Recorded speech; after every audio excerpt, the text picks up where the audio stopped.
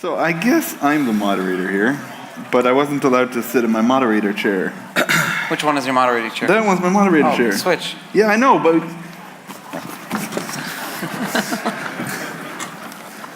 This is my good side anyway. I like this better. Oh, this is so much better. I like this. We want to have a fireside chat, talk a little bit about what we're doing, have a couple questions from the audience, whether or not you're a beginner or experienced, and meet some great people. This is like a cross-section of the conference. We have two people. Sitting next to me is Marshall and Charlie. Marshall, why don't you introduce yourself? My name is Marshall Long. I have been in... Hey, Rasa, how you doing? What's up, Rasa? I've been in crypto and Bitcoin mining specifically since 2010.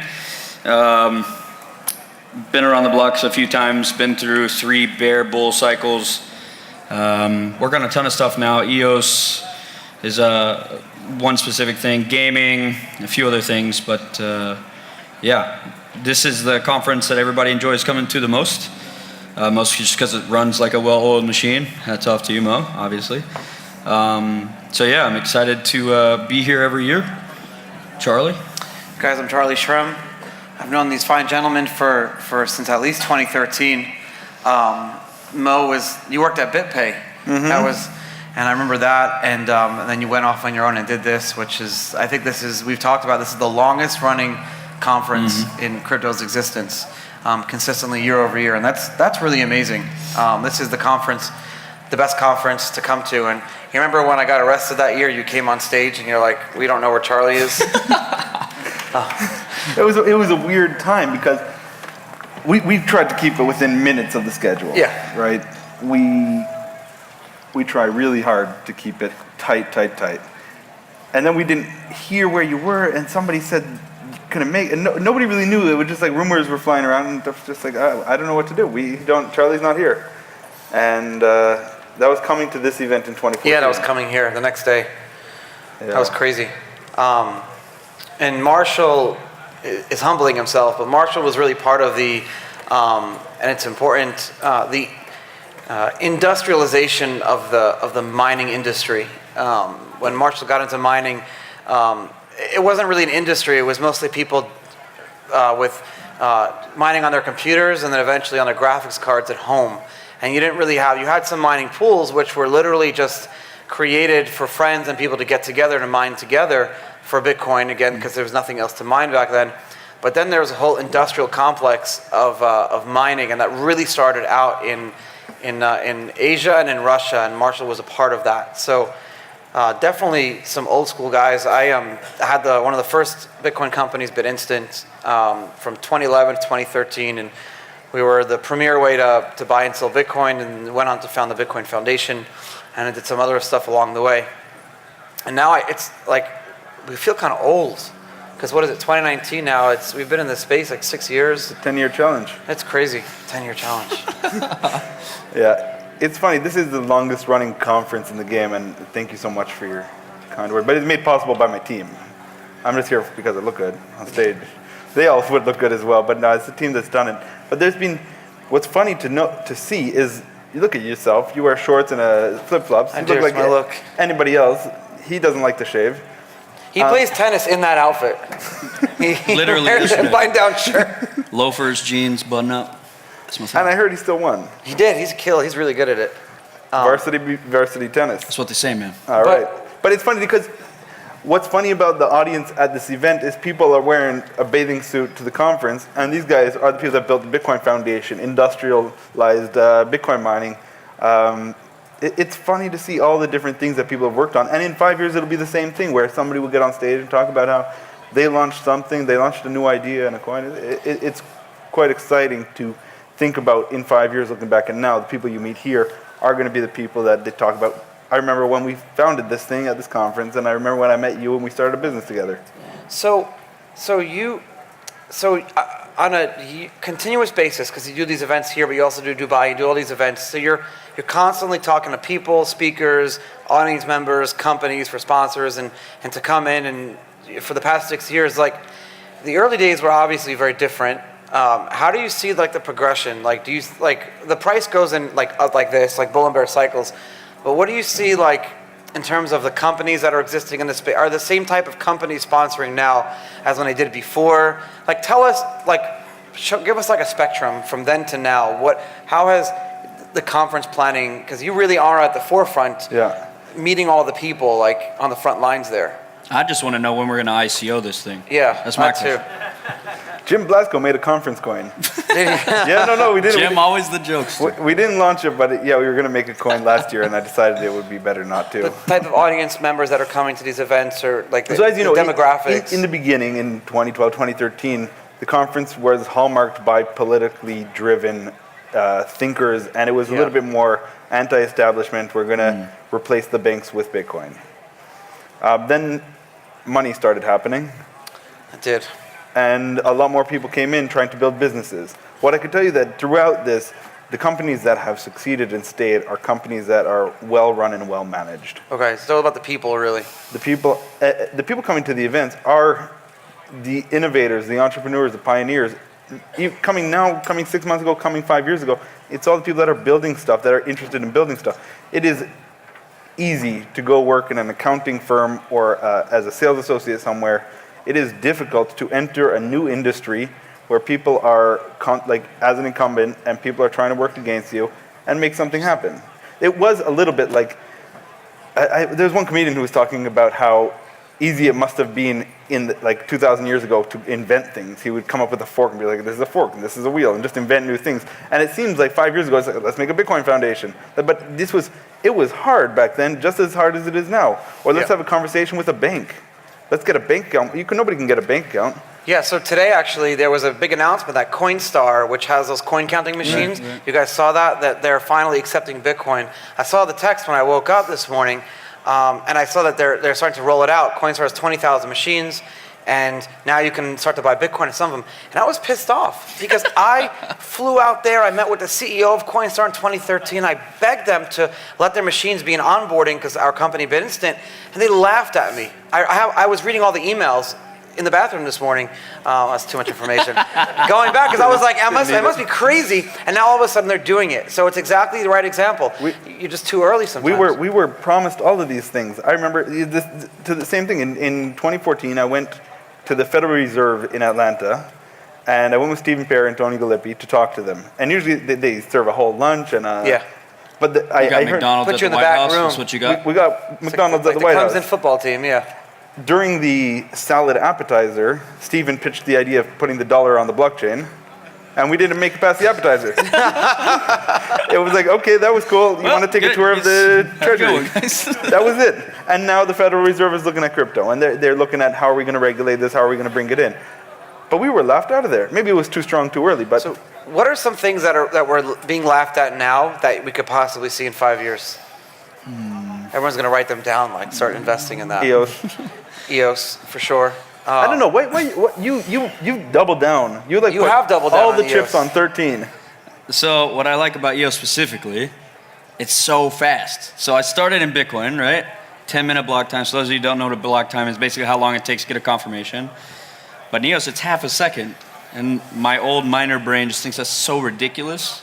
You can make a lot of cool applications on top of it. And it's just proof, because I think as of last week maybe, the top blockchain is not only EOS, but the 7 under it. EOS has more transactions daily than all of those combined. EOS is not trying to be money, it's more being smart contracts, and smart contracts incentivize transactions more. So a Bitcoin transaction versus a smart contract transaction, different. It's counted as like 8 or 9 transactions in one function call. However, EOS is not trying to be money, so it does give up some of the decentralization. Fees, right? You're trading speed for centralization. You are, but it's not as bad as Ethereum. Ethereum lost its decentralization way back in they have 2015. Every chain has its own problems. Did you see today too? So we talked about the Constantinople hard fork issue yesterday, and now there's a thing in the news today how there's been another split on Ethereum. 10% of the miners just split off Ethereum, and we're not sure why. So now, and that has more hash power than Ethereum Classic, which we know was hacked. Why am I talking about this? Is people put real money on these things, and it's still very much like early science experimenty, if that's a word. But so things that we're laughing at, like what type of industries, like supply chain management, or could Bitcoin or something else be like a reserve coin, or could like Russia or some central bank start sovereign wealth fund buying it? And I think it's easy to say that stuff, right? But the reality is it doesn't happen until it happens. Everybody's like, oh, Russia's buying all the Bitcoin, guys. They're buying it all. It's not going to pump the price, though. It's not like they're going to go on market by a Mt. Gox. Number one. Number two, I mean, there's been countries colluding against the dollar for ages, right? Like China, Pakistan doing a deal. Like there's all kinds of like anti-US dollar activity going on. And I think we'll see. What I expect to happen that'll change in the industry is that blockchain will become universal. Everybody's going to be using it. They won't know they're using it. It'll just be used. I hate that. I got to say it. Everybody has said that for 5 freaking years. No, but never even know you're using Bitcoin. Like, who cares? Just make something cool, and if people use it, then that's it. Ticketmaster is going on the blockchain, and you'll never know you're using the blockchain technology behind it, and they'll license it from one of the big companies, and you'll pay a subscription per month to use the blockchain, and that'll be that. But what I hope and I'm optimistic about is that the people in this room are building projects on the fringes to make it even cooler and better and make bigger companies, not just on Ticketmaster you can verify your ticket. Something way bigger and better and revolutionary. But it's basic stuff like that. Guy creating a flight insurance company just based on smart contracts. So if you have a flight and you spend $1,000 on a flight and you're not sure if you can make it, you send some money to the smart contract, and if the flight gets canceled or delayed, the smart contract will automatically send your money back. Like very basic things like that. Like the insurance industry can be fully automated. Hurricane comes, smart contract sends you your money. Done. Have a nice day. And on the back of something like that, so it's a simple idea, hurricane comes, you get your money back. Maybe there can be somebody gambling on top of that whether or not this flight's going to be. A prediction market on top of that. People will speculate on anything. And then people can tie that into a bond. And you can get the payouts based against the flight insurance. There's so much breadth and depth to what is possible. You think we're pre-2000 in terms of the internet, like looking at Bitcoin like that? I was 12 when the internet, boom, happened. I think I was too. No, but do you think that we're at a point where we're still in those early stages where the internet was just seen as like a tool back then? 1999, David Bowie gave an interview and he said, the internet is not just a tool, it's a whole alien life form. Yeah, I think so. I think we have no idea what's going to happen. I mean, if you watch these videos of the guys on the news stations looking at these old computers saying, and one day you'll be able to read the newspaper on this. Yeah. And you'll be able to look See, that's one thing I hate, though. And people are like, oh, it's like the internet, and email was the killer app. None of that was actually true. Like Paul was saying, like, oh, voice over IP is going to be a big deal. The big deal is the internet. Like, period. Yeah, but what got people to use the internet? Sure, all these other applications, but really it's access to information, right? Access to information, but people have to start trusting that medium of information, like being able to trust, a Wikipedia over the encyclopedia, which is still a bad idea. But doing that, email, sending letters over the internet was still seen like a novel thing. Sending letters over the internet, and now all of a sudden we have like sending a letter, like an actual letter. I get on Christmas, I get Christmas cards from people, handwritten notes, and it still freaks me out when people do that. Just send an email. Do some questions? Yeah, we went really quickly, so let's maybe open it up for a Q&A. It's fine. Guess anything goes, eh? Yeah, how do we want to do that? If you guys want to just pick people out of the crowd, we'll run to the mic to them. How's that? All right. You have a question? If anybody has any questions, raise your hand. Okay, so this is kind of for Marshall, because I know you're doing that EBoost thing. We're not seeing a ton of adoption, right? So if you look at all the Ethereum dApps that are out there, a good 60% of all the adoption is game-based. Relative to what, though? Well, relative to total transactions, right? 60% of the dApp traffic is game, right? And then if you look at what Wax has done with their spinoff, they're getting about 5 million transactions a day. So there's this nexus between blockchain and gaming, and it's huge. Sure.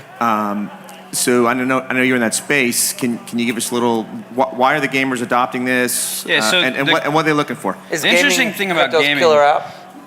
Maybe the interesting thing about gaming is, and I also own an esports company, so like I'm pretty embedded in that space. And what's really cool is that I've been in conversations where it's two people from completely different countries, maybe don't even speak the same language. and they don't have the same religion. There's nothing the same about these people, different ages, but the one thing that matters is that they both play the same game. And that's their commonality, and it's really transcends all the other kind of bureaucratic or whatever kind of barriers there used to be, right? And that's a really powerful thing. When you just stand there and look at that as a big picture thing, that's a big deal. So, you have a 40-year-old person from Mexico playing with a 18-year-old kid from Pakistan. They play the same game, they like the same stuff, and that's it. That's all that matters, and all the other crap just kind of falls by the wayside. So that by itself, in my opinion, is a very big, crucial piece to why just gaming in general is such a big, disruptive industry. I don't know if that kind of helps you, but... Why do you think the gamers are the guys adopting? What's making them adopt? Here's your gamer demographic, right? They're usually very technically savvy. They already have probably the nice PCs to do whatever they need. They're already connected deeply into the internet communication They're globalized. scene. They're already very globalized, and borders don't really mean anything to them. And that's kind of like fundamentally crypto, right? So They're I used think to that's like the alternative perfect currency storm. too. Yeah. Every video game has their own in-game currency, so Right. the concept of an in-game currency is not new to them. And if you have people from two different countries that are trying to interact in a way that uses money, Yeah. they can now transfer something to each other. Yep. And if it is in-game currency or if it is a in-game skin or something, now people can communicate and the message is transferred Yeah. in some cryptographic way. Yeah. Next Okay. question. Next question. Anybody over here? Let's we'll kind of go from side to side here. Try to, if you can, keep the questions like to 30 seconds because we only have 4 minutes. Yeah, sure. We're talking a lot about security tokens, also Regulation D, Regulation A+.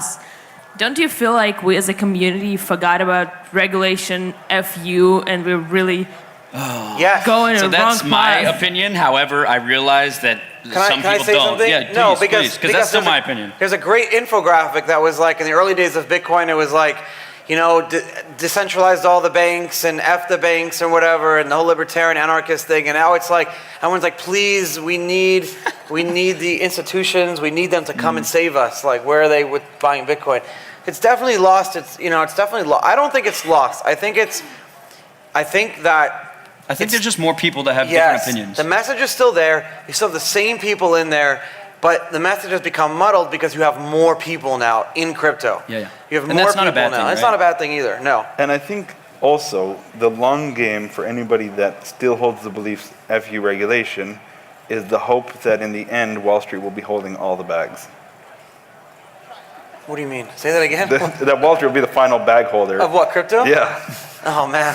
Imagine like someone should make a great comic of like Wall Street outside the grocery store holding all the bags. And Because regulation is necessary in the industry. Sure. And it does give us the option to create new things in a better environment. And if you're making a business and you care about your business, you want to be in a place where you regulatory clarity. That's it. You have a high success. You want to be in a place where you don't go to jail on your way to BTC Miami. Just Yeah. saying. That's it. Like that would be nice. That would be Ouch. That would be nice. All right, let's do one more. How about over there? Anybody over here have something? I got one way in the back here. Hold on. But Getting great your question, workout though. today. Thank you. Reggie Coming can right talk over here. loud. Hold on. Reggie, I yell. feel like Phil Donahue here. that Reggie It's a Middleton dated over there? reference. Yeah. What's up, Reggie? How you doing? Listen to him, golden voice. Oh, that's the voice of God. That's it. So, as a non-programmer, non-tech guy, I noticed that everybody rates blockchains based on transactions per second, etc. But most people are interested in this entire distributed paradigm in terms of value. You don't rate blockchains based on how many transactions. You rate blockchains based on the economic value that is transacted. So based upon that metric, what is the lead blockchain or who would be second?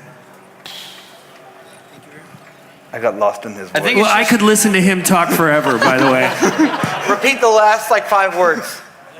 He's basically asking like, if Which blockchain moves the most money? It doesn't matter, how many. But how do different- you define that? Because you can have one transaction that's $1 million, then you can have 1 million transactions that are $1. You just defined it. Yeah, good point. So there's a lot of different there are a lot of different metrics that you can put in there. But earlier we were saying like, what's the value of a transaction? One Bitcoin transaction that moves money you have a decentralized person and a decentralized person. Rather, you have something like Ethereum Dice, which they're sending millions of these transactions. What's the value of that? But it really comes down to what's for the value of the person. I like to look at blockchains that don't sacrifice decentralization for speed, because that's like a lever system, right? It was like a video game. You put one lever down, the other lever goes up. So how do you get to that like perfect medium of like really good user experience, high security, high decentralization, but at the same time really fast and incentivizing users to do it? To this point, no one has solved that. No one has done that yet. Bitcoin is on the path. We'll see what Lightning Network happens. EOS is on the path. Ethereum strayed. So we'll see what happens. Do we have time for one more? There's a great blockchain that starts with a V, though. Yikes. It's a great one. I don't know anything about that. All right, do we have time for one more, Mo? I don't see the timer there. It says 0. 0? Have one more. Let's do one more. One more. We got one more over here. All right. Josh is going to kill me, but we'll do it anyway. We were just talking about how we're always on time. It would be nice to be on time, but now we're going to be 1 minute extra, so. Here. So I have a question on the ideology behind Bitcoin, right?